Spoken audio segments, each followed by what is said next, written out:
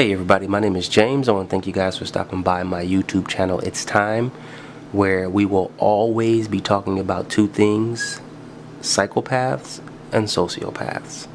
And the reason I want to talk about this subject is obviously I ran into them, and I've explained that in my previous videos, sociopaths and psychopaths part 1, 2, and 3. Gave you guys a little bit introduction into what I've seen, how I saw it. And so today, as you look at the quote on the screen, I want to talk about what's going on in the workplace, okay, and these people and their habits in the workplace, because it isn't any different than what it looks like when they're in your personal life. So with that being said, if you know what you're looking for, they'll be very easy to spot. The problem is you got to work with them, so you can't fully disconnect from them, or you can move to another job, but I'm almost certain there'll be one right where you're headed. And because psychopathy in the workplace is, business is booming. A lot of times they're hiring these guys on purpose.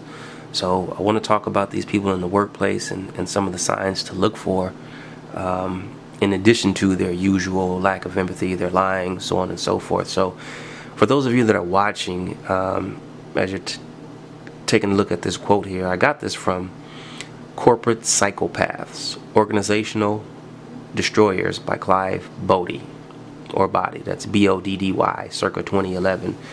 And I'm going to read it. It may help those who may just be listening only.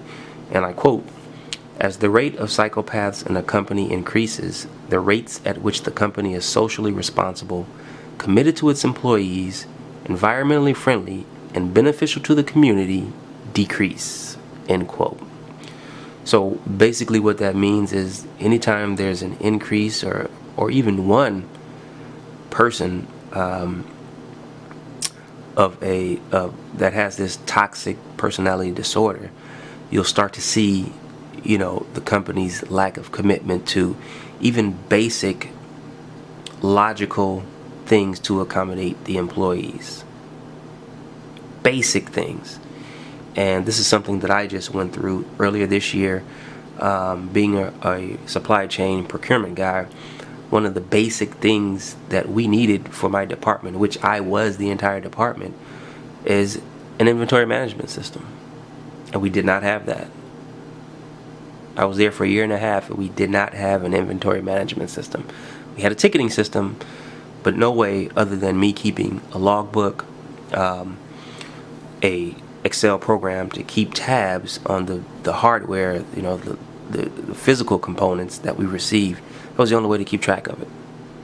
So again, sensible, logical steps, in terms of its commitment to employees, having the right personnel structure in place. Their turnover rate is, I've never seen that before. And I've seen places where they have high turnover rate, but you can go through, 4 or 5 mid-managers in a matter of a year. It's what I saw. These aren't regular worker bees. These are mid-managers, holding papers from college. So that was another area where you didn't see the commitment to the employees, and just sensible stuff. As far as the environment is concerned, all you have to do is look at the news to see, all these different entities just dumping stuff in your water supply without a care. Might get a slap on the wrist and move on down the road so they can do it again. And when you talk about them being beneficial to the community, that's almost non-existent. Almost. You don't see really many companies, large companies, that can make a difference, really doing things that are beneficial to the community, their surrounding communities. So these are all things that I saw at my last place of employment. And again, in true fashion, I believe that the gentleman who was at the source of it all just happened to be in the greatest place he could be as the budget manager, to make sure everything goes through him. Again, if you go back and listen to my earlier videos, I said from a a clinically diagnosed sociopath that all they want is power. Power to destroy, power to control, power to be admired and desired, invisible influence, knowledge. He was sitting in that position. Now, when I first met him, this pompadour, dorky looking bastard, still can't stand him, so don't judge me, guys. One of the first things I noticed about him, which is in roughly about 60% of these guys, all of the ones I've seen that I believe have this disorder, is the dead eyes, no life. It's almost like nobody's home. That's the first thing I noticed. Very first thing. And then as time progressed, he did what they call, these guys have a method of, they have a methodology, they have an MO. And the first part of it is to build you up, tell you how wonderful you are, how great a job you're doing, even in your personal life, how wonderful things are going, you're their soulmate, all this kinds of good stuff. But at work, it's the same thing, except they're talking about work and how great it is that you're on time and punctual and you complete tasks, things that we should all be doing, right? It should be, common for us to all be doing. And then, 2 months later, you find out that nobody at the job likes you. And you haven't even talked to anybody yet, really. You haven't even gotten involved with people because I didn't even have access to the systems for a good 30, 45 days. So the first few days, that first month and a half, I spent twiddling my thumbs. And so as soon as I'm being taught the system, he knows that the people teaching me don't really know. He knows, but he knows they don't know, and he's not going to tell them. And he stated as much. I'm not going to tell you. So as they begin to train me in the way that he knew they were training me, after it took me 45 days to get access to everything. So about a week into having to access anything, he pulls me into a meeting, all three of us, my immediate boss, myself, him, and some other dork, and commenced to laying into me. Starting up already. And I'm looking at my boss like, why aren't you saying anything? Invisible influence, power, right?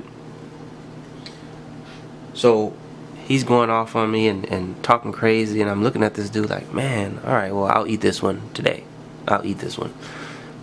So from that point on, I just went to work and did a bang-up job, if I must say so myself, just so that I don't have to go through that berating again. That's the other part of their methodology. Once they build you up, now they have to start tearing you down and tearing down your identity and your work identity, just as they would in an outside regular relationship. He's got to start tearing that down. So there was an occasion where he forgot to do something and he overlooked something as the budget manager. My job was to, once all the billing came in from the purchase orders I placed, code them, send them to him so he can verify everything is on square, on the up and up, and he would pay them. And somehow he forgot to look at something. Came running down the hall. I was sitting there talking to somebody, came running down the hall to berate me. You messed this up, you're my assistant, so on and so forth. And I said, wait a minute. First of all, in my mind, I didn't say this to him. First of all, I'm not your assistant. We work for two different companies. And second of all, that's your issue. That's something that you're supposed to be mindful of and do your due diligence for your part of the job. Now, keep in mind, we have an interesting setup in that he was our customer. He worked for a Fortune 500 car manufacturer. And what they did was they contracted my company out to do their IT work and their procurement. I was a procurement guy. And, he walked down the hall berating and just talking crazy because he refused to take responsibility for his error. So I became the scapegoat. So again, from there I decided, you know what? I'm going to work double and triple hard. So then another instance came where, I also paid the invoices for the phone bills, so everyone's cell phone, the landlines, everything. So from time to time, we all know that the postal service is kind of slacking on their delivery, and a lot of times those cellular companies, they don't give you a really reasonable window to pay those bills. So when UPS was late and we only had like 2 days left to pay the bill, I had this policy where in and out. As soon as they come in, they go out within the hour. And so he waited for me to give them to him, pay them. So when they came back as late, he ran around the entire building, telling everybody it's my fault that these bills are late.